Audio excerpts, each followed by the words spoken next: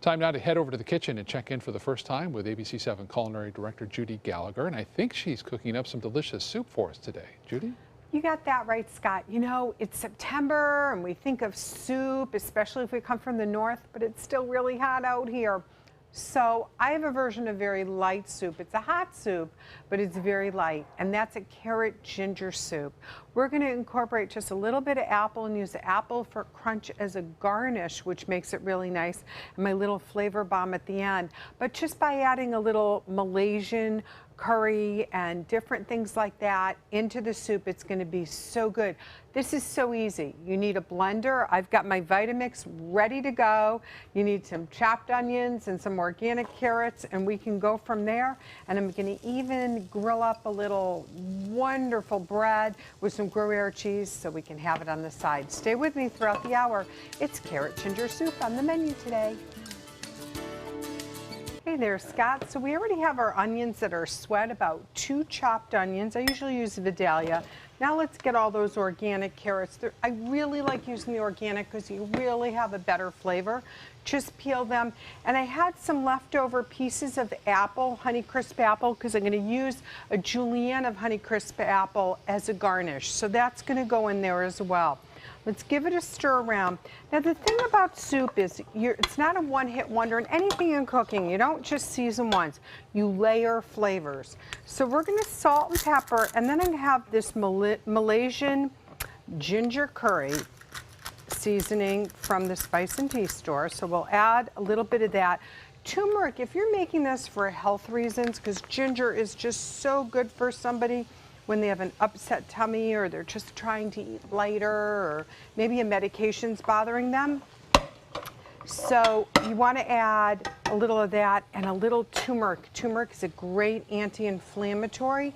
Sometimes, I know this sounds a little peculiar, but it really works. Sometimes if I have a couple extra tea bags of turmeric and ginger tea, I'll put that right in the soup. Just remember, obviously, to remove it. But once that gets blended in, now we're going to add about 6 cups of chicken stock.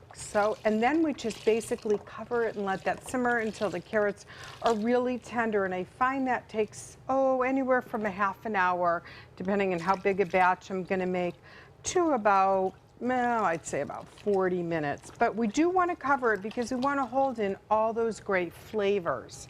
Now, I already have some that's cooked off, and when I come back, once this sets for a little bit, we're going to put it in the Vitamix so we can grind that up. In the meantime, I've just taken some focaccia bread and I just buttered it and put a little salt on it. Now I'm going to cover it with a little Gruyere cheese. My husband's the type of guy, if you just give him a bowl of soup, he's going to say, well, where's the meat? So I don't want to have too much to go with the soup because it is light, but I just thought some toasty bread is going to be really nice. So shredded Gruyere, which is going to give it that nutty flavor. I'm going to put it in the oven just till it starts to bubble. When we come back, let's whip up the rest of the soup and show you some awesome garnishes. And it's nice and light, and that's what I love about it. Scott, we'll get into those heartier cream of mushroom soups and things like that as the weather cools down, but this is something that you can still enjoy in the warm weather. So I've added about 2 tablespoons of ginger. Peel the skin off with the back of a spoon, and I like to grate it over the pot because I want to get all that ginger juice in there, and then just give your grater a little swish right into the soup to make sure you get all that's on the back. So we took some bread out. I just put some more in to toast up some more for the staff, but the bread's already come out with that delicious melted Gruyere. What I do now is I take the soup that's already done and I put it in the blender. This is so easy. Let it cool down for about 20 minutes. Use a dish towel no matter what, just to keep it covered. And a good blend. Now it's that point where you want to taste it again, see if you need a little more curry, salt, or pepper, and then you're going to pour it in your serving bowl. This is also a great appetizer. If you have the little demitasse cups, this is just perfect to serve as a little starter or cocktail party, a little something to have with it.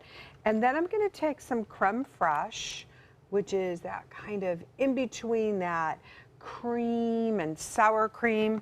I should mention that you can either add heavy cream or half and half. I just did about a half a cup, a half and half total to this. And now what I like to do is take some of those delicious Honeycrisp apples, skin still on. Remember, we used the pieces that we didn't use, went right into simmering into the soup. So we'll just dot that just like that.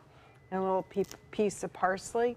Now, I don't know if you're like me, but if you're waiting in line, say at Marshall's or Home Goods or something like that, they have all those different things that you can buy, a lot of the different food products. And most of the time I pass because they're sweet. But I found these Cala and they're tropical curry roasted fava beans. And I said, I know I'm going to find something to use them for. Sure enough, I tried it the other day when I was making this soup. And I just find the texture and the crunch is just going to be perfect with it.